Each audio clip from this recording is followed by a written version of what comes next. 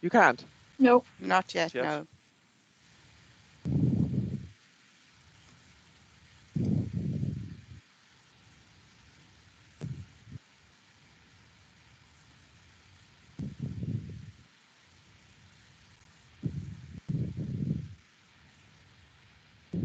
There it is. Yeah. Okay. You see that okay now? Yeah. Already, we haven't got your. Yeah, your slideshow's coming up now. Yeah.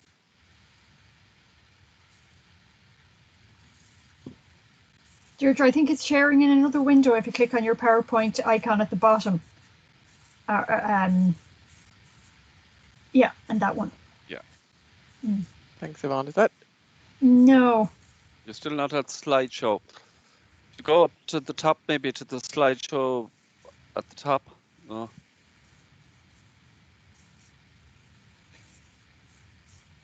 Maybe open PowerPoint, press escape and try sharing again.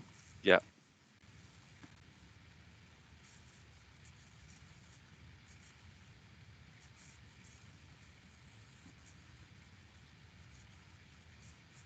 There Is we that go. showing That's now? good. Yeah. Yep. Great. Sorry about that. No problem. Hello, everybody, and first of all, thank you, Mary Nestor, EDI manager, and for organising this event today and giving us the opportunity to really just to have a celebration of International Women's Day. And also thank you to our president, Orla Flynn. Dr. Orla Flynn has really shown her leadership since she joined the Institute, and both on EDI leadership, but also actually on sustainability leadership. And she announced recently that GMIT are establishing a Centre for Sustainability. So also showing her leadership in the whole sustainability area. I often start when I speak about sustainability just to say that I'm not an environmental scientist, but I am interested in sustainability and I'm also interested in leadership. And I do think there's a link between female leadership and sustainability. So firstly, I suppose I could give you many definitions of sustainability leadership, but really I just give you a broad definition which really highlights the need and the awareness people to make a difference, awareness of the world around them, and to really adopt new ways of seeing and thinking and interacting. And that's from the Sustainability Leadership Institute at Cambridge. So the first thing we might consider are the more subtle forms maybe of gender bias in the workplace, what's often described now as second generation gender bias. And despite legislation and various policies aimed at addressing inequality, it is highlighted this concept of second generation bias, which is really embedded in cultural beliefs, in workplace structures and practices. And it's a much more implicit form rather than a very explicit form of bias. So perhaps really more an unconscious bias. Secondly, I think we need to consider as well that there can be no sustainability without gender equality. And that's clearly articulated in the Sustainable Development Goals. So some of you might be familiar with the UN Sustainable Development Goals, and it's very clearly articulated in the Sustainable Development Goals in Goal 5 to achieve gender equality and empower all women and girls. So much of the research on much of the research on leadership would highlight the masculine and feminine characteristics of leadership. And I could have taken many different descriptions here, but just generally giving you the most common that are described there is models of leadership really that we've been socialized on what leadership looks like. So in many cases, leadership in the masculine characteristics is based on ego, power, hierarchy, and competition. And the feminine leadership qualities tend to be based on love, on care, on gentleness. And really, where there is gender diversity on boards and in senior management, it has shown that there's more focus on longer term goals as opposed to short term profit, that is more environmentally conscious, more ethical, and a greater transparency and integrating of multiple stakeholders. So really, we've been socialized into this model of what leadership looks like: a strong, certain, confident, competent male. So we look further at the research on leadership and what's really required for sustainability leadership, and I highlight really the traits like values-driven, holistic thinker, self-aware, authentic, courageous, optimism. These are the traits that are seen as required for sustainability leadership, but also the leadership styles of inclusive, visionary, creative, and radical leadership are highlighted, and that long-term orientation. And this is based on the Cambridge Sustainability Leadership Model. And just another leadership model that I've come across, developed by Monica Sharma. And Monica Sharma trained as a physician and an epidemiologist, and she worked for the UN for more than 20 years. And she currently engages worldwide really as an international expert and practitioner on leadership development for sustainability and equitable change. And in her book, Radical Transformation Leadership, she highlights really that for the first time in our history, that our collective decisions will determine the trajectory of the Earth and civilization, whether we destroy ourselves and the planet really, or whether we survive and thrive.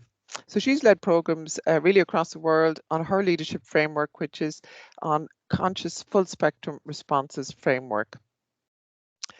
And this really, again, highlights as well, similarly, the cultural norms and systems change. And really what she says, the prerequisite for implementing this framework is that somebody cares deeply about humanity and the planet and is prepared to take conscious action. So it's not really about protecting the environment, but it's about, and it's not about avoiding a future, but really designing and creating a future that we want.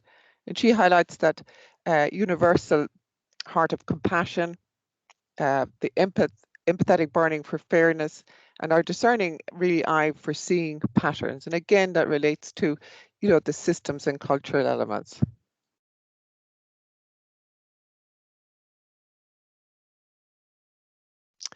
So someone we see in the news quite a lot, and particularly in the current crisis.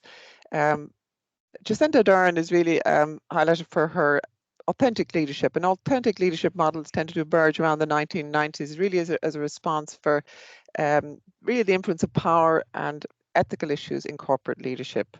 And the characteristics of authentic leadership are very much that they know themselves, they follow a moral compass, are aware and appreciate their own biases, and are open and honest and very much guided by values. And Jacinda Ardern has very much been cited for her authentic leadership, and particularly her empathy, her decision making, and her openness. And really, I suppose, we currently face what could be described as an intolerable situation. And this phrase I've taken from a paper on organizational leadership for sustainability from Howie and et al. And they refer to John Dewey's social paradigm, and particularly our colleagues in outdoor education will be very familiar with John Dewey's work. So they highlight a need for a paradigm shift to a collective model rather than an individual model of leadership. And this is what they see is really necessary for sustainability leadership.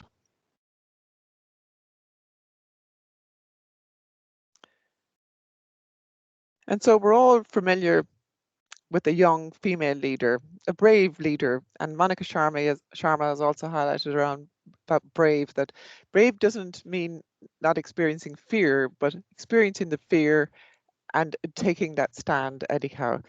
And but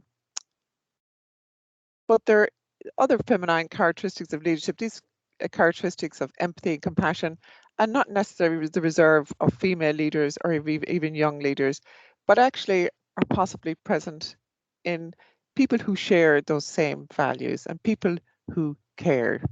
And I think that that's really the critical element, is that values-based leadership and that empathy and that collective responsibility. And I mentioned at the outset that I'm not an environmental scientist, but I do have an interest in sustainability and leadership. But most of all, I think I do care about this, and I think that is really what is required from all of us. So finally, in this intolerable situation, there is an onus on us to really develop and value and integrate those leadership qualities which really can guide us through this, in that shift in mindset and that dominant values. and moving away from that what's often described as that either-or thinking, that turning that either-or thinking. But leadership qualities that use emotion and the rational mind and analysis, empathy and self-awareness, but also authority, the assertiveness that is needed to, and yet aware of vulnerability, and very much guided by the values of transformational stewardship and leadership.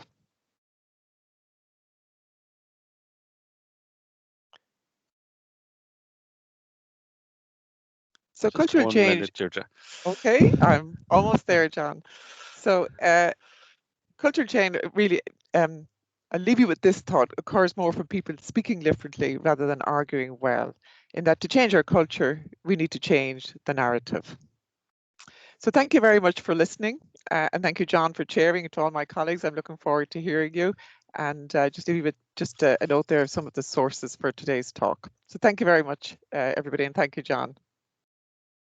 Thanks very much, Deirdre. That was great. And great to see the theme of leadership being immediately picked up there. And I'm going to bring us on to Lucy, who is going to, I think, echo the other theme of today, which is the idea of choosing to challenge. So Lucy Kershaw, she's a graduate from the BA in Contemporary Art Practices, just graduated last year, the part-time course on the Mayo campus. And she's now doing an MA in Social Practice and the Creative Environment at LIT. And she's going to talk to us about transitions, transgender and non-binary through the pandemic and beyond. So lots of challenges there. Thanks, John. I'll just okay,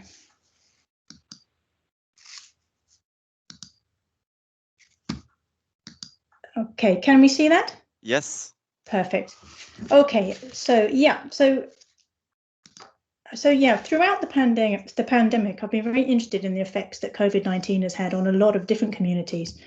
But I thought about the transgender, non-binary community and was looking at the issues that it actually as how it's affected them. So globally, the pandemic has enhanced so many issues that already exist for this community, as well as bringing new ones of its own. The inequality that existed before the crisis has been heightened and magnified. Like in a COVID world where we're all supposed to be in this together, marginalized groups are being pushed further away. The transgender community is experiencing more abuse than usual. Some people are being forced to move back home and to stay closer to people who don't support them.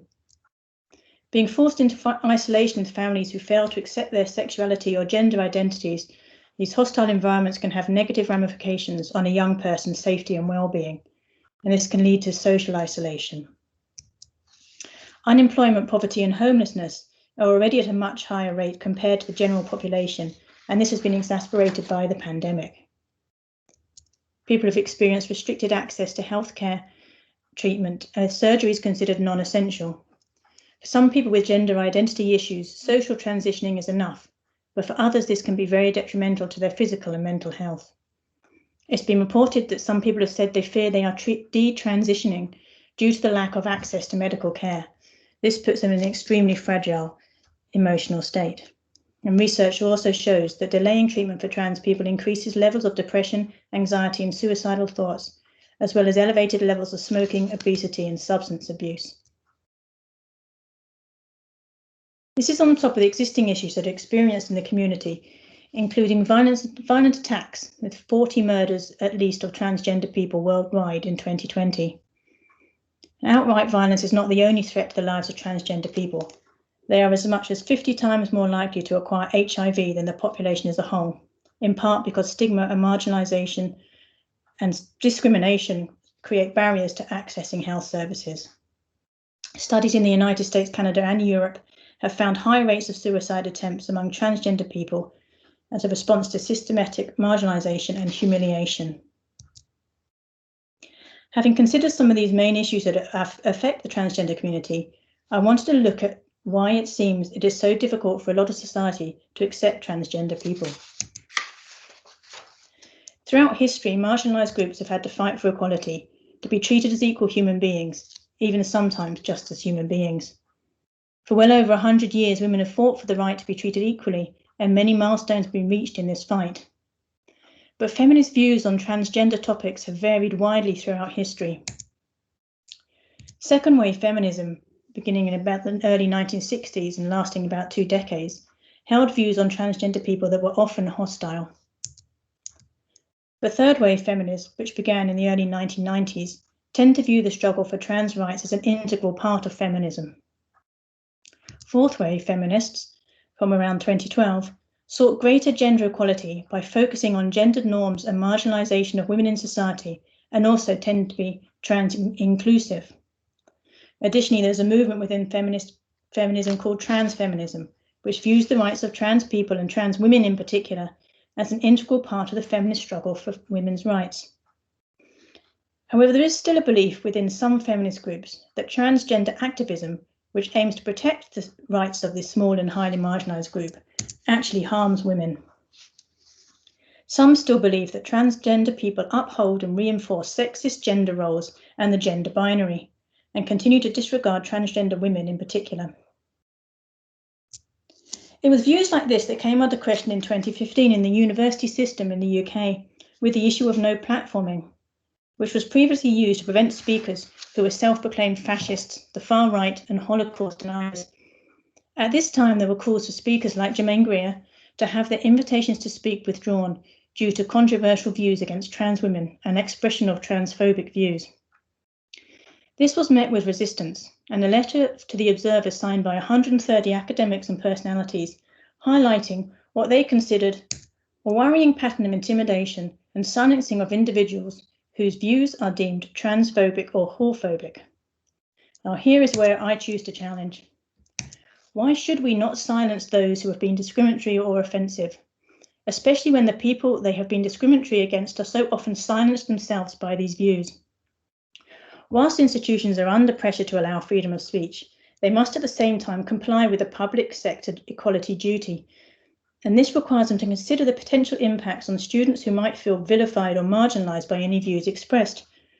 Why is the transgender community not considered in the same way that other marginalized communities are? Why should a transgender person have to listen to a speaker who clearly does not consider them an equal human being or their beliefs about themselves to be genuine? Journalist Fred McConnell responded in his column in The Guardian, sharing a quote he had read: "Homophobia, transphobia, and sexism are intrinsically linked, and not acknowledging this has perpetuated society's apathy and misunderstanding of trans people." He said that the list of names who signed the letter written to the Observer included people who have repeatedly used their many public platforms to say hateful and harmful things about trans people. He goes on to say, "It bears repeating, trans people are people. We are not gender theory. Our lives and experiences are not abstract ideas. Demanding that trans lives are, in fact, nothing more than theory or an ism is a cynical attempt to reduce them to as much. After all, a theory can be disproved while people, at least in a free society, cannot." The flip side of no platforming, denying someone a platform to debate, is a vulnerable and silenced trans person running scared from being the subject of or participant in such debates. The person for whom the continuation or not of debating is, quite literally, the difference between life and death, either by their own desperate actions or someone else's violence. Nowadays, feminists who oppose transgender rights or the inclusion of trans women in women's spaces and organisations, or who say trans women are not women, have been called trans exclusionary radical feminists, or its abbreviation TERFs, although they prefer to be known as gender critical. Luckily, Ireland have been ahead of the game here and not allowed this opinion in. When a group of TERFs wanted to come to Ireland in 2018, Irish feminists responded via an open letter in support of transgender people, at the end of which they stated, "Do you have any kind of concept what a feminism in a country shaped by struggle against empire looks like? We've had enough of colonialism in Ireland without needing more of it from you." So on paper, it would look like here in Ireland we're making advances towards an acceptance of transgender rights, but in reality we may be taking a while to catch up with that paper. In 2015, Ireland passed the Gender Recognition Act, becoming the 4th country in the world to give people a right to a gender based on self-declaration. This was mainly thanks to Lydia Foy. In 1992, Foy began a 20-year battle to have her birth certificate reflect her gender identity. As a result, on 15th of July 2015, Ireland passed the Gender Recognition Bill. However, Healthcare for trans people in Ireland was recently deemed inadequate in a European report. In 2019, it emerged that over 100 transgender healthcare patients spent up to 3 years on the wrong waiting list after the HSE misplaced their referrals. It was also thought that the 3-year waiting list for access to the National Gender Service were due to the failure to publish a Department of Health commissioned report on transgender healthcare services. In 2019, the National Transgender Healthcare Steering Committee was set up by former Health Minister Simon Harris and held its first meeting in July 2019. Its aim was to examine the current service and make recommendations to improve it. It reported back to the Department of Health on February the 28th, but wasn't published until December 2020. The long-awaited report on transgender healthcare, published in December, made a number of recommendations, including that psychological support for those under the age of 18 should be provided and delivered by the Irish Health Service rather than in the UK, as was previously the case. Unfortunately, now, the patients are then re-referred back to the Irish New Service, but that doesn't actually currently exist.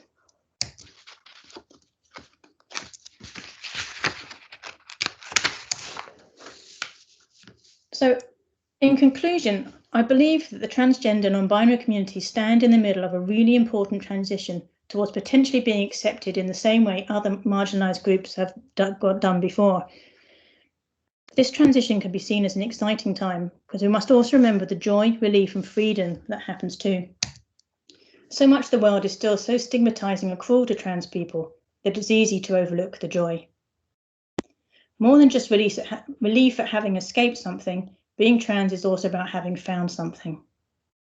I hope that soon the issues that are faced by the transgender community, which are rooted in society's considered norms and values, are addressed, and the transgender community can move forward into a society of acceptance and equality.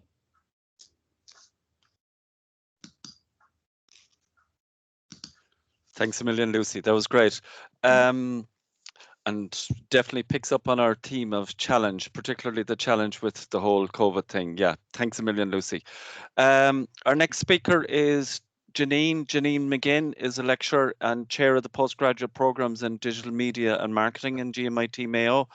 And she's going to deliver on a research project funded by the Department of Housing, Local Government and Heritage into female leadership in political and community representation in Mayo. They need someone to make the tea for them up there, challenges faced by female political leaders. So Janine, we'll let you take it away. Thank you very much, John. You can hear me okay and you can see that perfectly. okay? Yeah. Yeah. Both. Okay, yeah. That's great. So I'm really delighted to be here. So good afternoon, everybody, and I'm delighted to be here to celebrate International Women's Day in GMIT. Thank you, Mary Nestor, for facilitating this opportunity to speak, and to John there for being there and helping us very well as an MD. So as I said, just if you want to follow the conversation on Twitter afterwards, because I know we've very limited opportunity to talk on here, you can use the hashtag that you can see above. So I'm going to talk to you about challenges faced by women in political and community representation in Mayo. And this was as a result of some research which was funded, as John said, by the Department of Housing, Local Government and Heritage.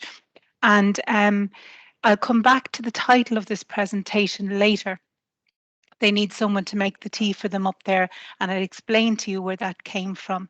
So in this presentation, I'm just going to give you a little bit of background to the research study, and then I'll tell you about the methodology, some key findings, and then how we might choose to challenge as a result of the findings from this research. So I worked with Mayo County Council and a colleague, Dr. Mary O'Connor, on this research as well. So just to give you some context, it's quite shocking to see that in 2019, 28 men and 2 women were elected to Mayo County Council. So 2 women got seats out of a possible 30. So if you look down at this, I don't know if you can see my cursor. If you look down, you can see 29% as the European average for women representatives, political representatives at a local level, in Europe. Whereas in Ireland, the national average is 23% across counties in county councils in Ireland, 23% of women are represented at 23%. So the 7% is shocking for Mayo, and actually that 7% is a trend which is diminishing because there were 3 in the previous elections.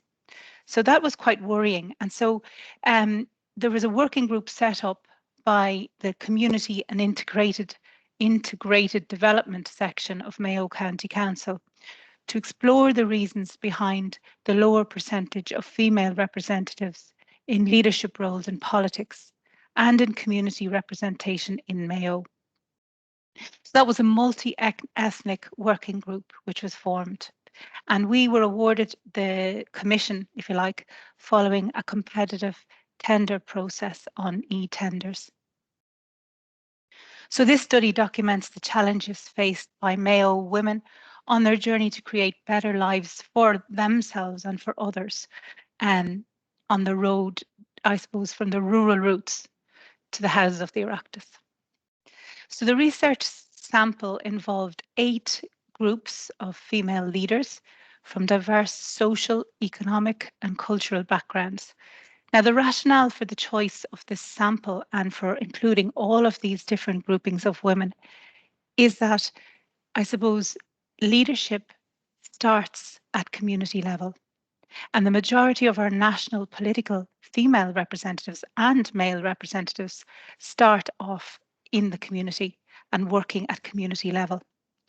So unfortunately, there's a lot of really good, hard-working women at community level in Mayo and across the country, but that doesn't translate to national level. They just don't appear at national level. So we used an emancipatory research framework, and that research framework values difference. And it also allows the participants themselves to have a lot of control over the research. So we continuously go back to the participants as we're conducting the research. We interviewed them, and during the pandemic last year, so from March to November last year, and so it was a virtual interaction, and we gathered a lot of data. We interviewed, prominent national politicians and traveller ladies, people from the migrant community. You can see all those groups, and we coded 1,000 units of meaning from the scripts. So it was quite a lot of data. So just to move very quickly to the key findings, because I'm conscious of time. If you look up there, God, isn't he great to be allowing you out at all? There are some of the comments that some of our female local politicians meet when they're canvassing on the doors in Mayo, and that is happening now.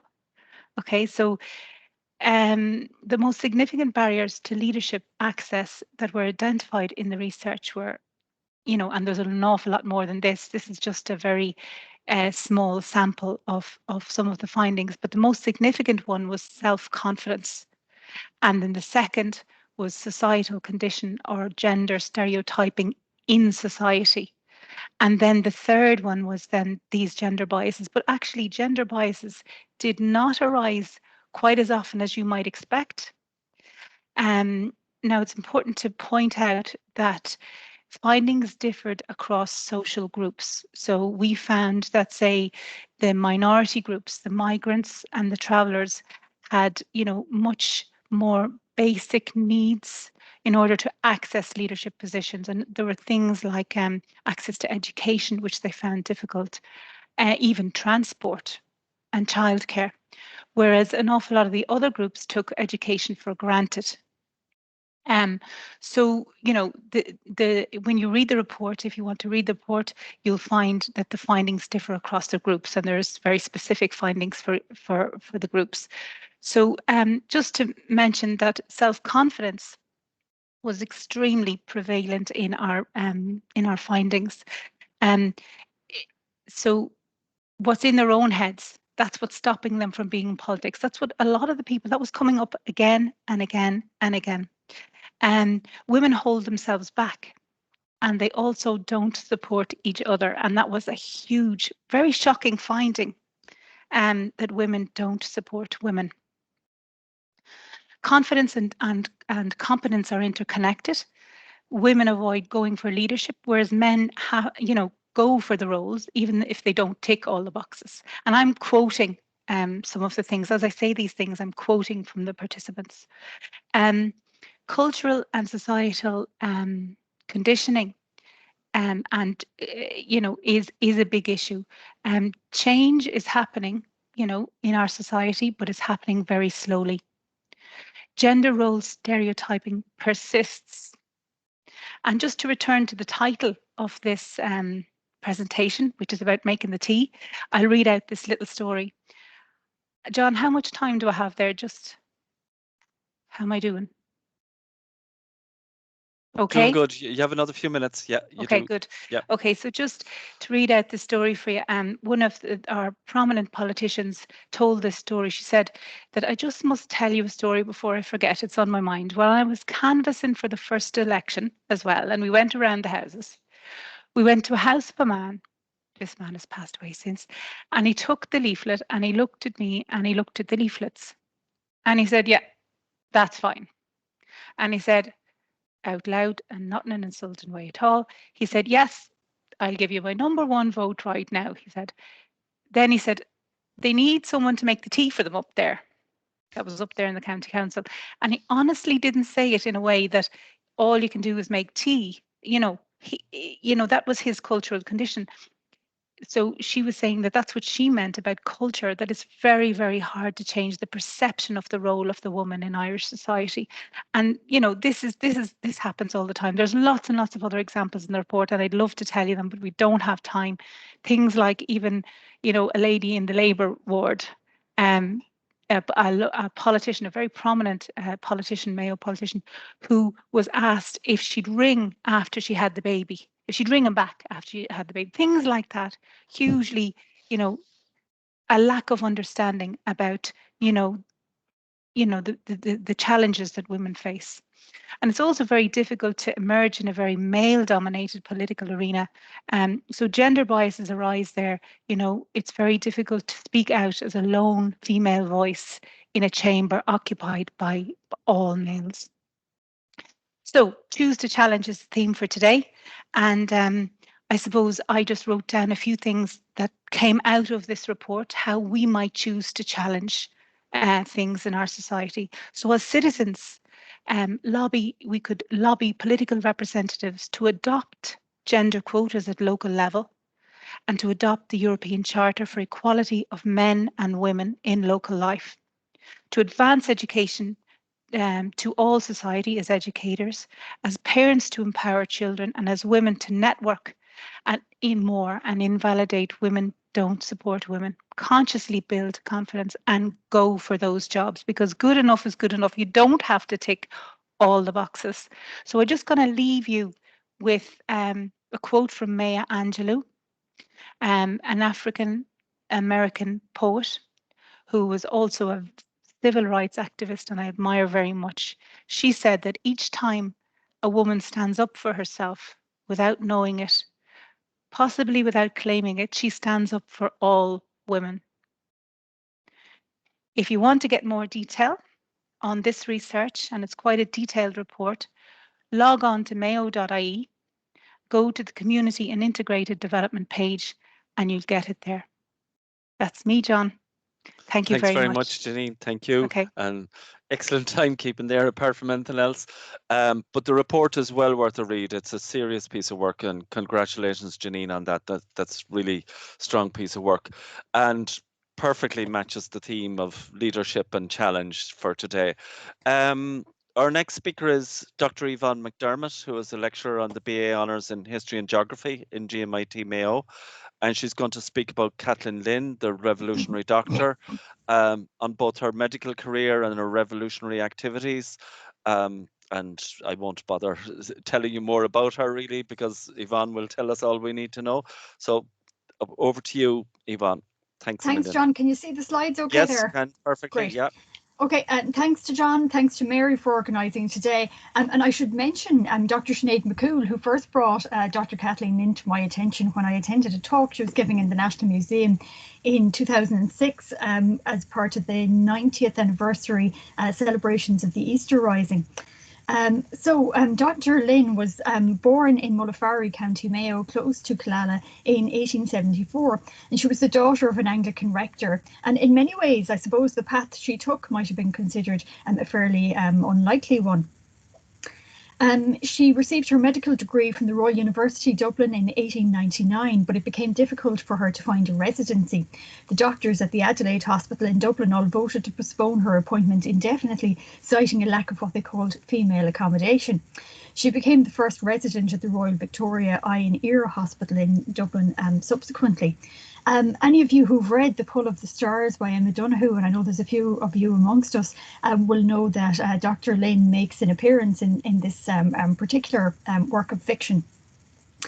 The challenges that she faced in establishing her medical career saw Kathleen become a suffragist, then a labour rights activist, and finally a nationalist. She tended hunger striking suffragists in 1912. She was a supporter of the labour movement during the 1913 Dublin lockout. She delivered humanitarian aid to the locked out workers, and she joined the Irish Citizen Army in 1913, serving as captain and chief medical officer. But her humanitarian interests gradually led her into nationalism. She came to believe that Irish independence was a necessity if there were ever going to be equal opportunities for men and women. In 1904, she set up a general practice in Rathmines. Her next door neighbour was Hannah Sheehy Skeffington, who some of you may have heard of. She was married to Francis Sheehy Skeffington. They took each other's names on marriage, hence the double barrel. And he was sadly shot in Dublin in 1916 during the Rising when he was trying to prevent looting taking place. Dr. Lynn did her postgraduate degree in the US and in 1909 became a fellow of the Royal College of Surgeons in Ireland. Now, she sounds like a very interesting character. Her style was brisk. She was a no-nonsense doctor who believed in the virtues of fresh air, cold drinks, and long bicycle rides. All sounds a bit current now. Her advocacy of fresh air was such that her friend, the architect Michael Scott, who was famous for designing bazaars, he designed a balcony for outside her bedroom where we're told she slept most of the year. Countess Markovich was a distant cousin of hers on her mother's side. And to quote Dr. Lynn, I was a great friend of Madame Markovich. She was a grand soul. She was brimming over with enthusiasm and not like other people. Although you might gather from her manner she was fantastic, she was full of sound sense and quite practical. And you can see a couple of photos of Countess Markovich there. And then in the one on the right-hand side, you can see Markovich with Dr. Lynn beside her, probably around the time of the treaty debates. Now, an interesting source that we have for studying the history of this period are the witness statements, which were collected by the Bureau of Military History in Ireland in the 1950s. And in her witness statement in the lead up to 1916, she mentions, one night in Holy Week, I went out with the car to St. Enda's, and there they loaded it up with ammunition and put some theatrical stuff on top of it, hoping to get through. Willie Pearce and I brought it in and landed it safely in Liberty Hall, where there were many willing hands to unload it. So we know that Kathleen Lynn served in the garrison in City Hall during the 1916 Rising, with her role being as captain and chief medical officer. And a funny little piece comes from her witness statement about the lead up to the Rising. She mentions that the priests in Whitefriars Street must have been suspicious about what was going on, because she said there were so many people scraping their skillets. She meant cleaning up their consciences by going to confession before the Rising took place. Whitefriars Street Church was a regular arsenal, she suspected, as the Fitzgerald brothers were employed there repairing the church. Kathleen was assigned to assist a group of 25 men and women who were ordered to attack City Hall on Dame Street, and this was on Easter Monday, 24th of April 1916. After the officer in charge at City Hall was shot and killed on its roof, Kathleen, together with Lena Maloney, took over as senior officers. This is a far cry from elsewhere, where we know during 1916 the women were being asked to make the tea. They held the building throughout the night under heavy bombardment. Eventually, the British managed to break through the wall with grenades and machine guns and overpower them. This is Dr. Lynn's diary, which is held by the Royal College of Physicians in Ireland today, and the entries were written on small pieces of blue paper and were subsequently copied into this book. So the British overpowered them, and she offered the surrender on behalf of her group. When asked if she was engaged in Red Cross work, she replied that she was a Red Cross doctor and a belligerent, which is not typically the way these things go. At first, the British didn't know if they could accept capitulation from a woman, but ultimately they decided to do so.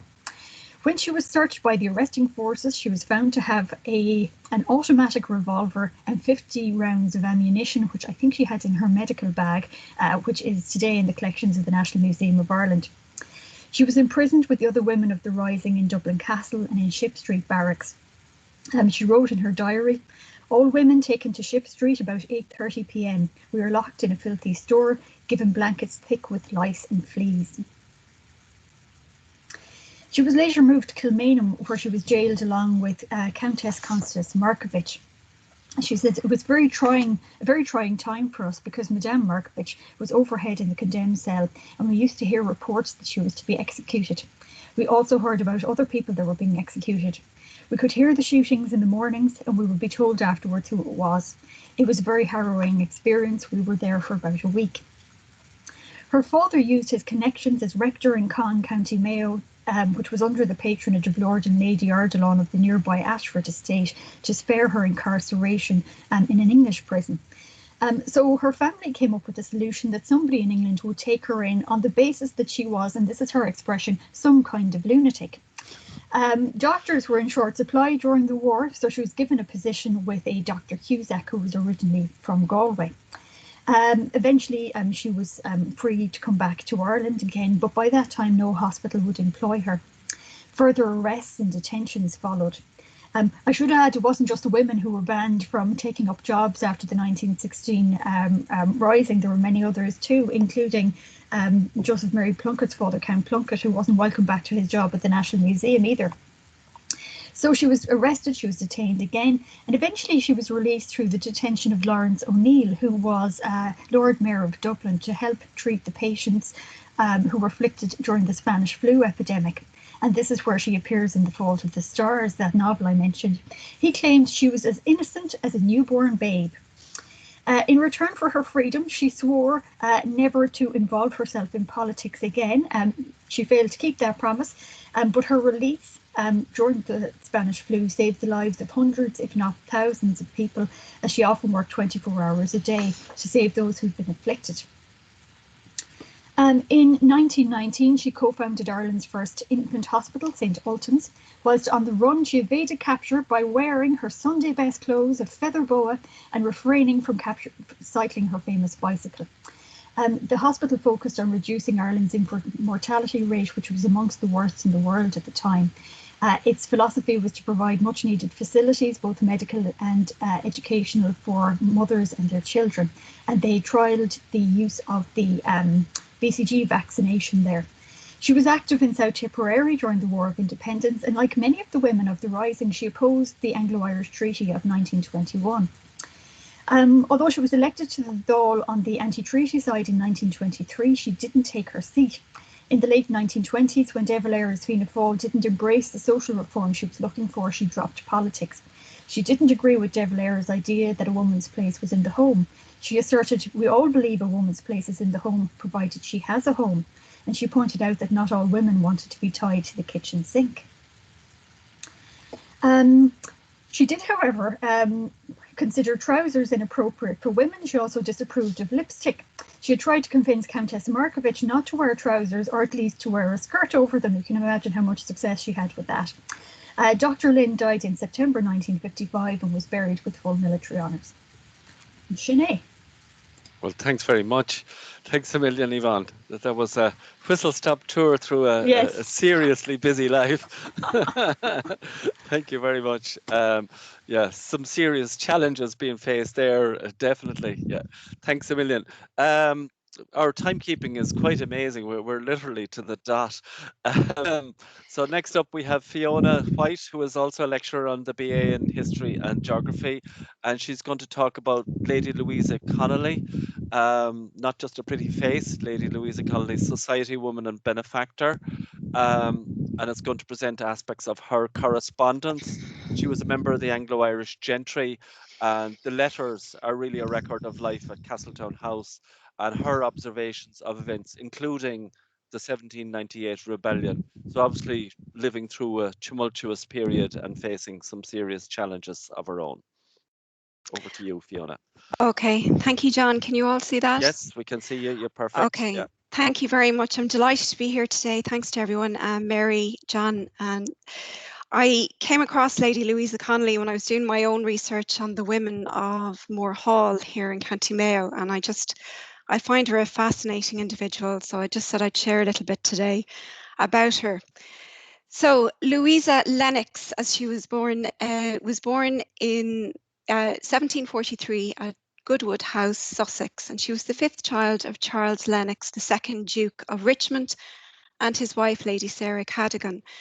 There were 12 children altogether, 7 survived, but it's the daughters, the sisters, Louisa, Emily, Caroline, and Sarah, that is the interesting story in this. They were known as the Lennox sisters, and they remained very close for the rest of their lives. These sisters lived lives of real public significance, but the private events of their family-centered world and their shared experience are detailed in their countless letters to each other. So they're her parents there, Charles Lennox. I might just say Lennox was the illegitimate grandson of King Charles II of England, so they had royal blood in them. And there's the girls, the sisters, Caroline, Sarah, Louisa, and Emily. Now, a biography of their lives was written by Stella Tilliard, which was later made into the popular BBC series. And it would seem that the sisters, and Louisa in particular, lived an idyllic childhood at Goodwood, surrounded by wealth and devoted parents. There was even a menagerie of exotic animals at Goodwood. However, Louisa's parents died young, and Louisa and her 2 younger sisters came to live with their sister Emily, the Duchess of Leinster, at Carton House in County Kildare.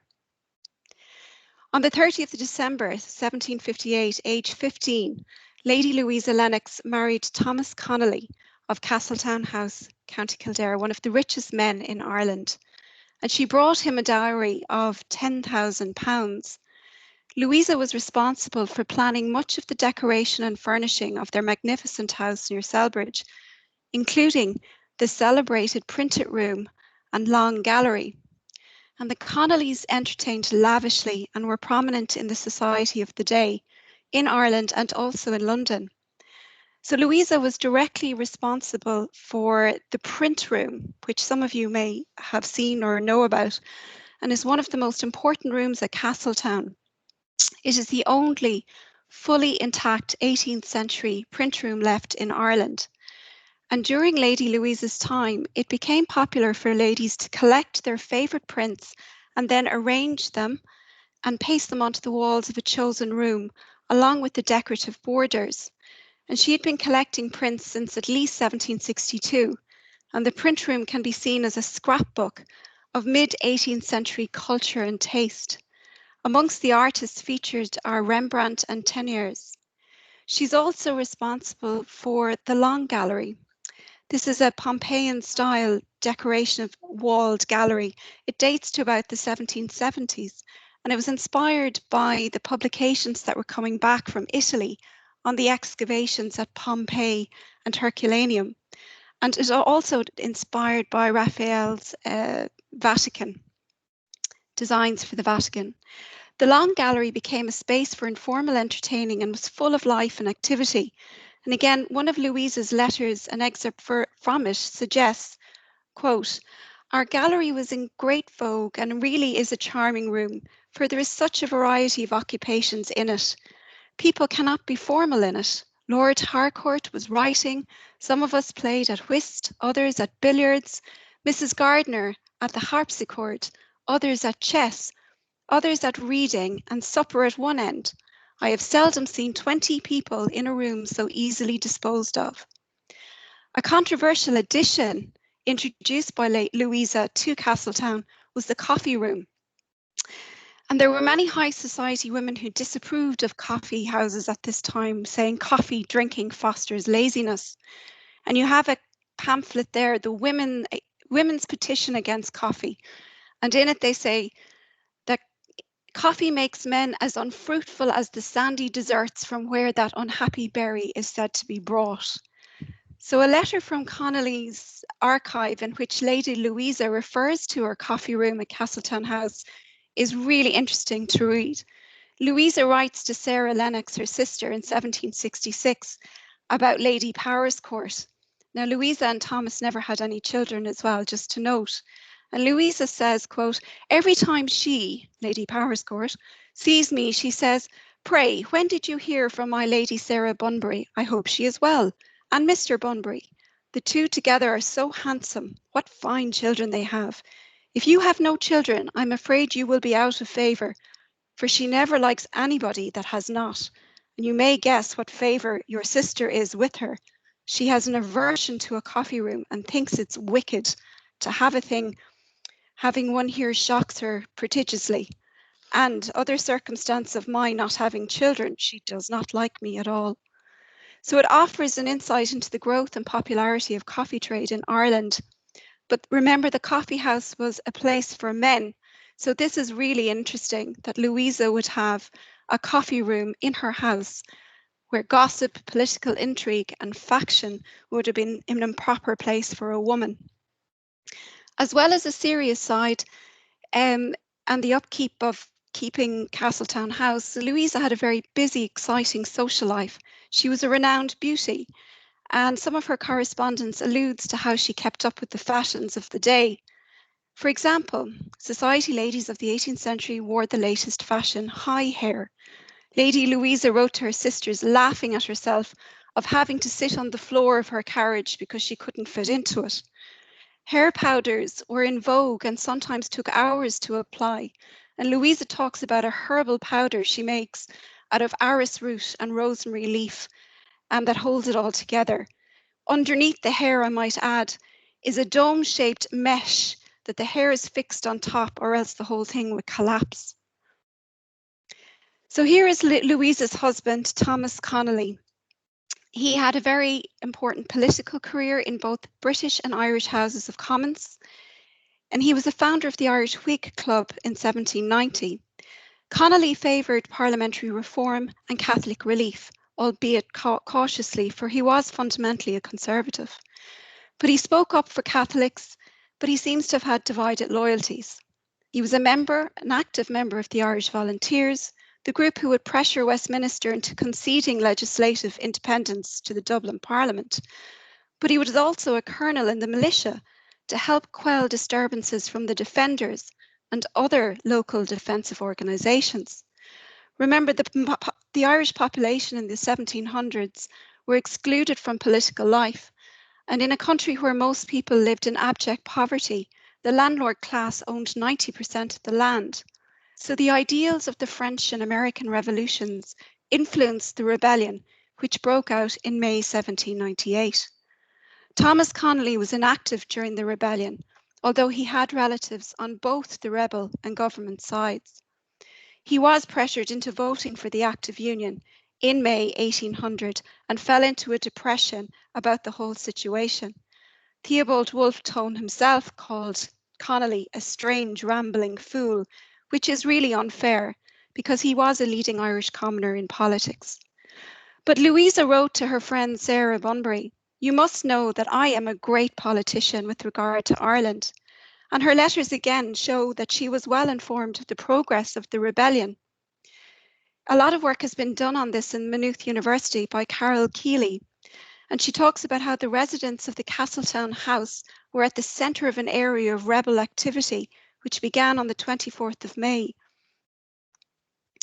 Lady Louisa says, "A party of 200 broke through Mr. Connolly's gate at Selbridge, marched across the lawn and formed their other parties, coming from different roads to the town of Leixlip." But Louisa also had a tragic and very personal connection to the rebellion of 1798 through her nephew, Lord Edward Fitzgerald, Emily's son.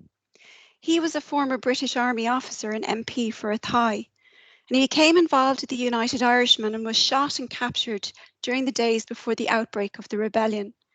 He was not permitted any contact with his family during his incarceration in Newgate Prison in Dublin.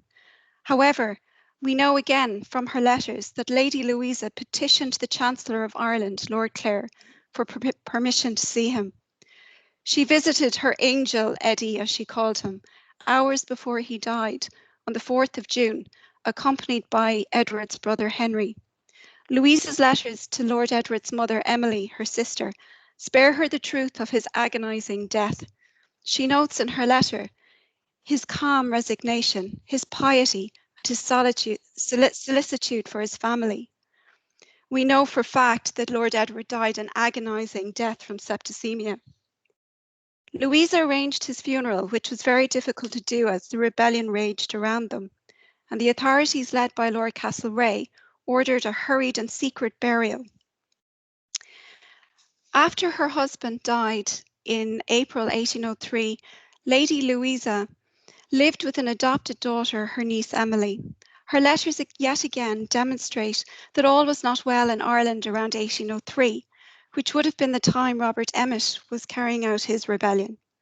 She writes to her brother, the Duke of Richmond, "Our business has been little interrupted lately by the most vexatious disturbance, again among the lower order. We have been obliged to have recourse again to soldiers and to have a sergeant and 12 men at the garrison of this house. Castletown is good and strong for this purpose, and I don't feel any risk." Louisa continued to make improvements in the estate and to give unceasing unlimited charities to the poor. She built a church and other buildings to her own design and developed the female charter school. This is a picture of the SLIP, the charter school at Selbridge. Just 1 minute, Fiona, okay? Okay. Over 300 children were attending the school in 1820. Lady Louisa was keen to ensure that both Catholics and Protestants were educated together, hoping that they would grow up in increased religious harmony. The manufacture of straw hats, which she initiated in Selbridge, became quite famous for a time. Louisa died of an abscess on her hip on the 6th of August 1821, and she was universally mourned.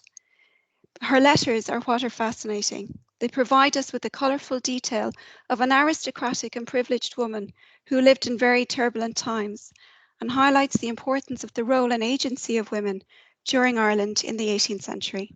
Thank you. Thanks, Fiona. Thanks a million. That's great. It really, again, gives an insight into the range of challenges and difficulties for women facing leadership roles and so on in society throughout history and the present and into the future. Before we wrap up, I just want to mention there are 2 more events happening today. At 2:30, there's a slideshow featuring the work of the women in year 3 of the BA in Contemporary Art Practices. And they've been working on a project on My Space, so their own space, and it reflects some of the themes around the pandemic and so on.